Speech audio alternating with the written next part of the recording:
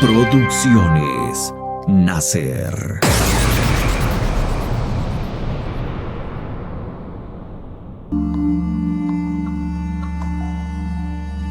Bastian dijo a sus compañeros de viaje que no quería seguir importunándolos e iba a visitar la ciudad por su cuenta. Les dio las gracias por su amabilidad y se despidió de ellos. En realidad, ardía en deseo de encontrar a Treyu. Las embarcaciones pequeñas estaban unidas entre sí por pasarelas, unas estrechas y frágiles, de forma que solo podía pasar por ellas una persona, y otras anchas y espléndidas como calles, en las que se apretujaba la multitud.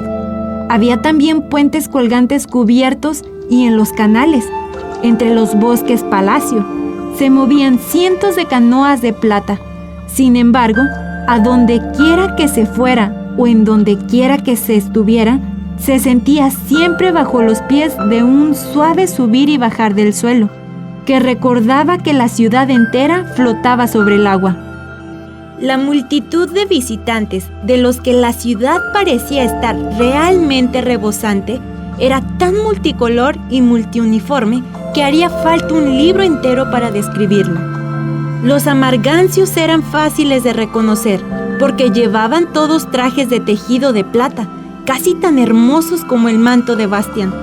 También sus cabellos eran plateados, y ellos eran altos y bien parecidos, y tenían los ojos de un color tan violeta como Morhu, el lago de las lágrimas. La mayoría de los forasteros no eran tan hermosos. Había gigantes llenos de músculos, con cabecitas que, entre sus poderosos hombros, parecían pequeñas como las manzanas. Circulaban por allí rufianes de la noche, sombríos y valentones, tipos solitarios con los que se veía que era imposible hacer buenas migas. Había espadachines de ojos rápidos y rápidas manos, y furibundos guerreros que andaban con los brazos en jarras, echando humo por boca y narices. Daban vueltas por el lugar fanfarrones, como peonzas vivas, y sátiros trotaban de un lado a otro sobre sus piernas nudosas, con gruesas chachiporras de al hombro. Una vez, Bastian vio incluso un comerrocas, cuyos dientes sobresalían como cinceles de acero. La pasarela de plata se curvó bajo su peso cuando el comerrocas cruzó pesadamente. Pero antes de que Bastian pudiera preguntarle si por casualidad se llamaba Pierro Hassak, se había perdido entre el gentío.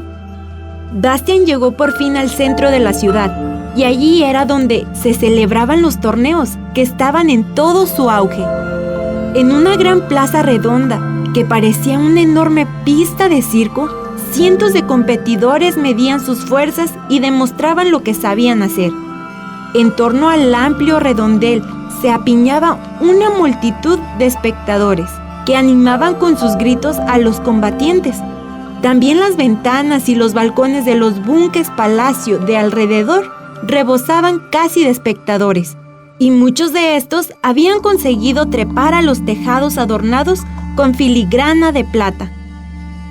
Sin embargo, Bastian no se interesó tanto al principio por el espectáculo que ofrecían los competidores.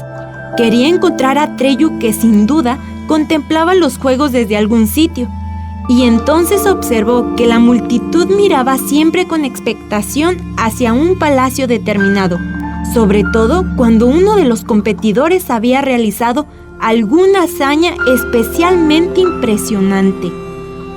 Con todo, Bastian tuvo que abrirse paso por uno de los puentes colgantes y trepar luego a una especie de farola antes de poder echar una ojeada a aquel palacio.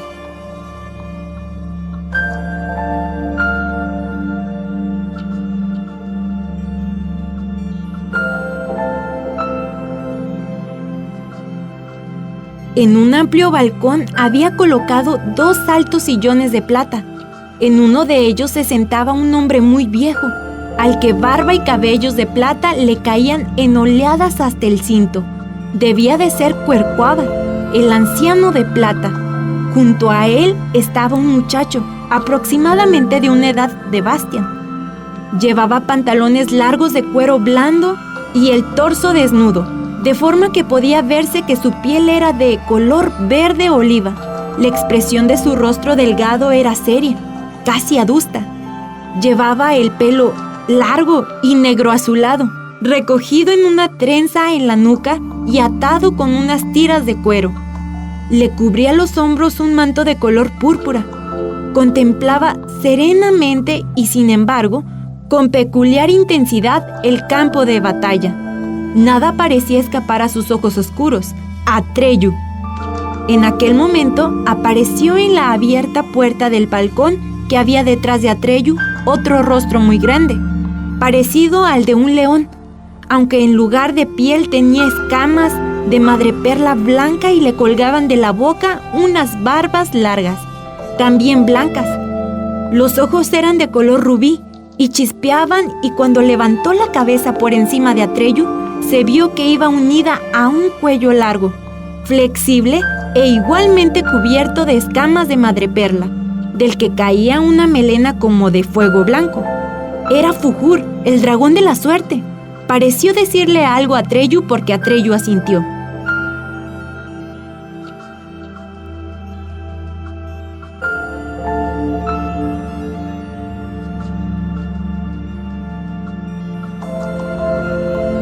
Bastian bajó de la farola.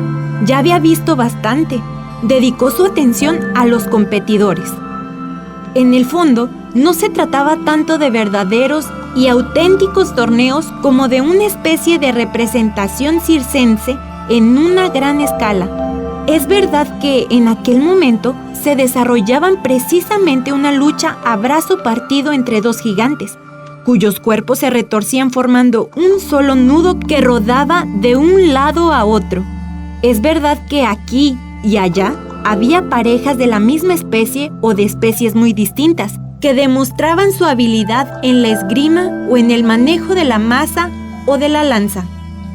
Pero naturalmente no luchaban a vida o muerte. Una de las reglas del juego era incluso demostrar lo caballeresca y limpiamente que uno combatía y cómo sabía dominar su violencia. Un competidor, llevado por la ira o la ambición, hubiera herido gravemente a su contrincante, hubiera sido descalificado inmediatamente.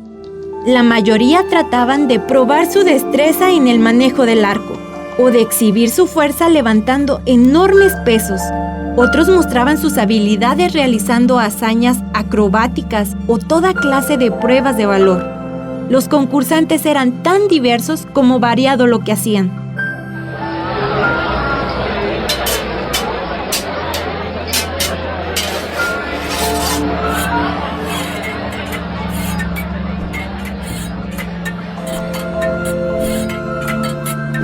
Continuamente, los que eran vencidos abandonaban el terreno, por lo que, poco a poco, cada vez eran menos los competidores. Bastian vio cómo entraba en liza Hicrión, el fuerte, Hisbald, el ligero, y Hidor, el duro, Hinrek, el héroe, y su adorada, la princesa Oglamar. No estaban con ellos. Quedaban aún sobre el terreno unos 100 competidores. Como se trataba ya de una selección de los mejores, a Hicrión, Husbald y Hidor no les fue tan fácil vencer a sus contrarios. Hizo falta toda la tarde para que Hicrión demostrase ser el más poderoso de los fuertes, Husbald el más diestro de los ligeros y Hidor el más resistente de los duros.